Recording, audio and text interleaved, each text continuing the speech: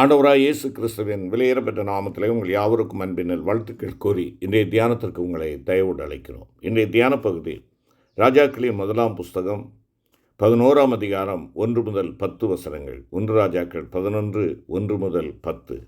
தியான வசனம் சங்கீதம் 78:37. அவர்கள் இருதயம் அவரிடத்தில் நிலைவரப்படவில்லை, அவருடைய உடன்படிக்கையில் அவர்கள் உண்மையாய் இருக்கவில்லை. மற்றொரு வசனத்தை கூட உங்களுக்கு முன்பாக கொடுக்கிறேன். 1 ராஜாக்கள் 11ஆம் அதிகாரம் 4ஆம் வசனத்தின் கடைசி பகுதி. தன் தேவனாகிய கர்த்தருடைய உத்தமமாயிருக்கவில்லை, தன் தேவனாகிய கர்த்தருடைய உத்தமமாயிருக்கவில்லை. சாலமோனை குறித்து சொல்லப்படுகின்ற ஒரு வார்த்தை. நீ கேட்டுக்கொண்டிருக்கிற அருமையான கர்த்தருடைய பிள்ளைகளே, கடந்த நாட்களிலே நாம் உடன்படிக்கையின் உண்மையாக இருக்கிறோமா என்பதை குறித்து தியானித்தோம். இஸ்ரவேலர்கள் உண்மையாக இருக்கவில்லை. ஆண்டவர் புதிய உடன்படிக்கையின் மத்தியஸ்தராக உங்களையும் என்னை மீட்டுக்கொள்ளும்படியாக தம்முடைய ஜீவனை கொடுத்தார். அந்த உடன்படிக்கை செய்த ஆண்டவரோடு நாம் உண்மையாக இருக்கிறோமா என்பதை கடந்த நாளிலே தியானித்தோம். தொடர்ந்து இந்த நாளிலே நாம் பார்க்கின்ற பொழுது இஸ்ரவேலர்கள் தாங்கள் தேவனோடு செய்திருந்த உடன்படிக்கையின் உண்மையற்றவர்களாய் போனதற்கான காரணம் என்ன என்பதை நாம் இந்த நாளிலே பார்ப்போம் என்றால், அவர்களுடைய இருதயம் அவரிடத்தில் நிலைவரப்படாதிருந்ததே ஆகும். அதைத்தான் சங்கீதக்காரன் குறிப்பிடுகிறார். அவர்களுடைய இருதயம் ஆண்டவரோடு நிலைத்திருக்கவில்லை. ஆண்டவருடைய அன்பை மறந்தார்கள், ஆண்டவருடைய மீட்பின் ஆற்றலை மறந்தார்கள், ஆண்டவருடைய பாதுகாவலை மறந்தார்கள், ஆண்டவருடைய பராமரிப்பை மறந்தார்கள். அருமையான கர்த்தருடைய பிள்ளைகளே, இருதயமானது அன்பின் இருப்பிடமாகும். நம்முடைய அன்பு முழுமையாய் தேவன் பேரில் இராமல் அது பலவற்றிற்கும் பகிர்ந்து கொடுக்கப்படும் என்றால் நம்முடைய இருதயம் ஒருமனப்பட முடியாது, நம்முடைய இருதயம் தேவனிடத்தில் நிலைவரப்பட்டிராது. சாலமோனிடத்திலே கர்த்தர் அன்பாய் இருந்தார் என்றும் கர்த்தரிடத்தில் சாலமோன் அன்பு கூர்ந்தான் என்றும் நாம் வாசிக்கிறோம். 2 சாமுவேலின் புஸ்தகம் 12ஆம் அதிகாரம் 24வது வசனத்திலே கர்த்தர் அவனிடத்திலே அன்பாய் இருந்தார் என்பதாக நாம் அங்கே வாசிக்கிறோம்.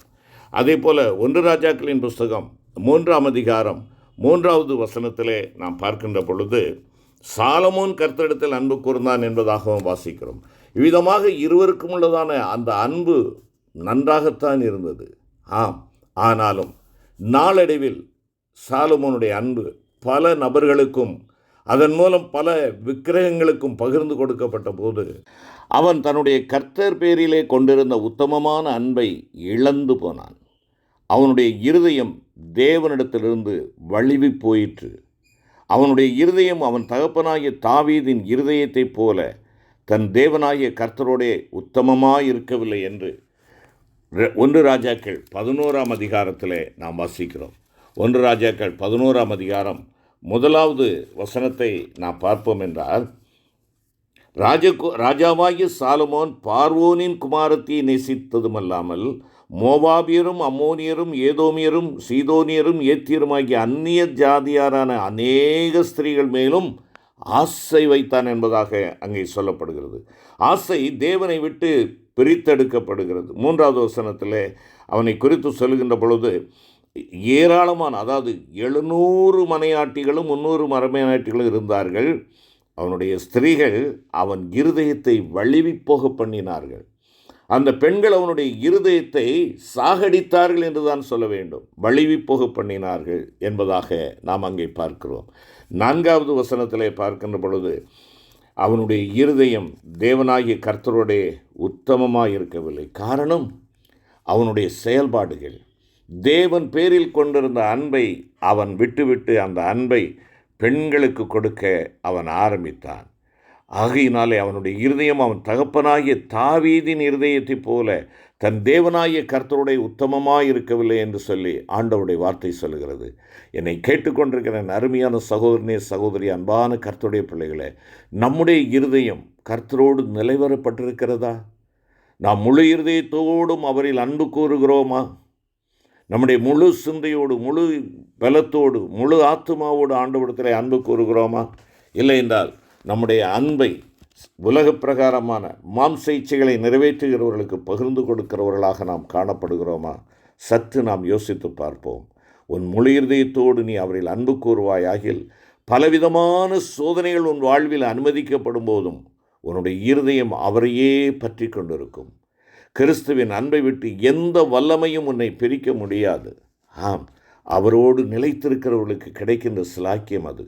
உன்னத பாட்டின் புஸ்தகம் 8ஆம் அதிகாரம் 7வது வசனம் சொல்லுகிறது, திரளான தண்ணீர்கள் நேசத்தை அவிக்க மாட்டாது, வெள்ளங்களும் அதை தணிக்க மாட்டாது என எழுதப்பட்டுள்ளபடி, சோதனை வேளைகளிலே அருமையான கர்த்தருடைய பிள்ளையே, நீ உன் நேசர் இயேசுவின் மீதுள்ள உன் அன்பின் அக்கினி அவிந்து போகாதவாறு நீ தேவ அன்பின் அக்கினியில் நிலைத்திருந்து உன்னை காத்து கொள்வது மிக அவசியம். பரிசுத்த மத்தேயு 24ஆம் அதிகாரம் 12ஆம் வசனம் சொல்கிறது, அக்கிரமம் மிகுதியாவதினால் அநேகருடைய அன்பு தணிந்து போம். ஆண்டவராய் இயேசு கூறியிருக்கிற அந்த வார்த்தையை கவனித்து பாருங்கள்.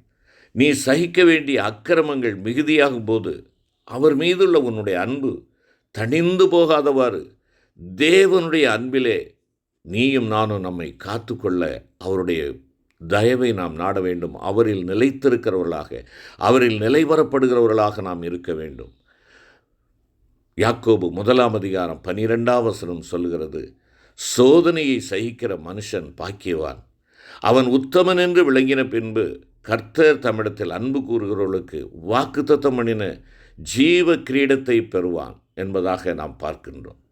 விபரீதங்களை சகிக்க வேண்டிய பாதைகளில் நீ அவர் மீதுள்ள உன்னுடைய அன்பின் உத்தமத்தை விளங்க பண்ண வேண்டும்.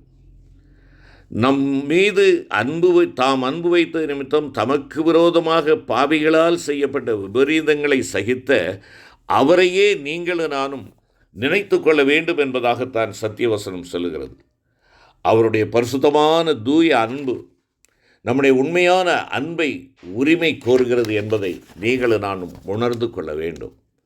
உள்ளத்தில் நேச அனலின்றி உதடுகளில் மாத்திரம் நேசம் காண்பிக்கப்படும் என்றால் நம்முடைய உள்ளம் வெள்ளிப்பூச்சி பூசிய ஓடு போன்றதாக இருக்கிறது என்பதாக ஞானி நீதிமொழிகள் 26-23 குறிப்பிடுகிறார்.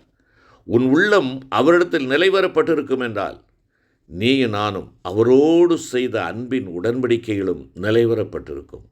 அவை வெறும் வார்த்தைகளாய் மாத்திரம் இல்லாமல் கிரியைகளாகவும் இருக்கும். என் பிள்ளைகளே, வசனத்தினாலும் நாவினாலும் அல்ல, கிரியையினாலும் உண்மையினாலும் அன்பு கூற கடவோம் என்பதாக 1 யோவான் 3:18 கூறுகிறது.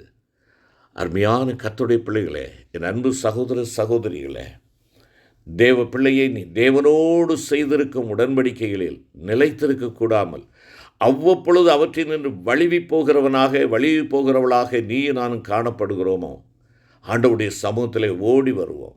சங்கீதக்காரன் சொல்வதைப் போல 51:10 வசனத்திலே குறிப்பிடுகிறதைப் போல, நிலைவரமான ஆவியை என் உள்ளத்திலே புதுப்பியும் என்று சொல்லி அவரிடத்திலே மன்றாடுவோம்.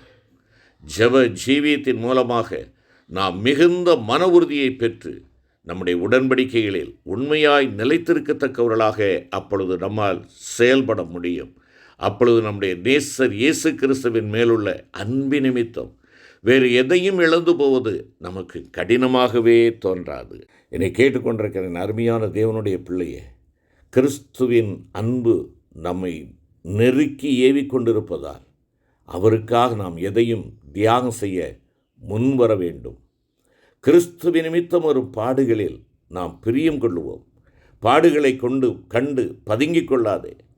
பாடுகளிலே கர்த்தரும் உன்னோடு கூட இருக்கிறார் என்பதை நீ உணர்ந்து கொள். கர்த்தராகிய இயேசு கிறிஸ்து தம்முடைய நேச மணவாட்டியை சேர்த்து கொள்ளும்படி மத்திய ஆகாயத்தில் வெளிப்படுகின்ற பொழுது பிணம் எங்கேயோ அங்கே கழுகுகள் வந்து கூடும் என்பதாக மத்தேயு 24:28 எழுதப்பட்டுள்ளபடி இப்படிப்பட்டவர்கள் விண்ணில் பறந்து வருவர். ஆம், பலியினாலே என்னோட உடன்படிக்கை பண்ணின என்னுடைய பரிசுத்தவான்களை என்னிடத்தில் கூட்டுங்கள் என்பதாக அந்த சத்தம் விண்ணில் தொனித்து கொண்டிருக்கும். அந்த நாள் மிக சமீபமாக இருக்கிறது. அந்த நாளை சந்திக்க நீங்களும் நானும் ஆயத்தமாக இருக்க வேண்டும். ஆயத்தமாக இருக்கிறோமா? அந்த நாள் மிக சமீபமாக இருக்கிறதே. நீங்களும் நானும் ஆண்டவராக இயேசு கிறிஸ்துவோடு இருக்கும்படி இந்த நாட்களிலே நம்முடைய இங்கே பூவுலகத்திலே வாழுகிற நாட்களிலெல்லாம் நம்முடைய இருதயம் அவர் பேரிலே மாத்திரம் பற்றுதலாக இருப்பதாக, அவரோடுள்ள நம் உடன்படிக்கைகளில் நாம் உண்மையாய் நிலைத்திருக்கின்ற பொழுது ஆண்டவரை சந்திக்க நாம் தகுதியுள்ளவர்களாய் காணப்படுவோம். செபிப்போம். எங்கள் அன்பின் தகப்பனே, இந்த வேலைக்காய் உமக்கு நன்றி ராஜா. புது உடன்படிக்கையின் மத்தியஸ்தராக இருக்கிற எங்கள் அன்பின் ஆண்டவரே, நாங்கள் அந்த உடன்படிக்கையிலே உண்மையுள்ளவர்களாய் நிலைத்திருக்க, எங்களுடைய இருதயம் உத்தமமாய் உம்மை மாத்திரம் சார்ந்து உம்மிலே நிலைவரப்படும்படியாக ஆண்டவரே, எங்களுடைய சுயசுத்தம், எங்களுடைய அற்ப ஆசைகள் இவை எல்லாவற்றையும் உம்முடைய பலிபீடத்தில் படைக்கிறோம். உம்முடைய சித்தம் மாத்திரம் எங்களுடைய வாழ்க்கையில் நிறைவேறட்டும். ஆண்டவரே, உம்முடைய வருகை எதிர்நோக்கிற பிள்ளைகளாய் விண்ணிலே சத்தம் கேட்கப்படுகின்ற பொழுது பரிசுத்தவான்களோடு உள்ள அந்த ஐக்கியத்தை நாங்கள் இழந்து விடாதபடி உம்மை சந்திக்க நீர் எங்கள் ஒவ்வொருவருக்கும் கிருபை தாரும். எங்கள் மீட்பர் இயேசு கிறிஸ்துவின் மூலம் வேண்டிக் கொள்கிறோம் நல்ல பிதாவே. ஆமென்.